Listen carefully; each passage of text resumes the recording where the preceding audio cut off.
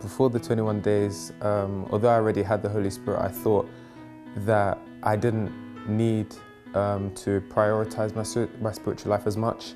Although, as I said before, I had the Holy Spirit, I decided to prioritize other things inside of my life before my spiritual life, and that's how I entered the 21 days.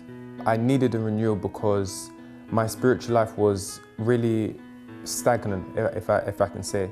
As I didn't prioritize my spiritual life, I started prioritizing other things and despising my spiritual life. I took it upon myself to participate because I generally needed something to revive me in my spiritual life.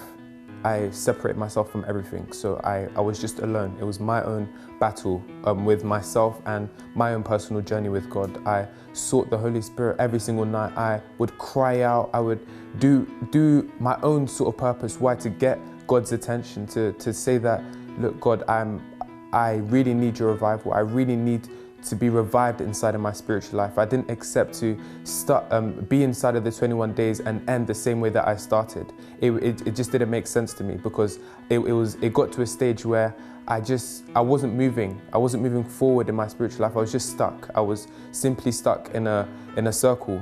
So I just decided that, you know what, I'm going to pour out. I'm going to give everything, my all, so that I could be renewed inside of myself.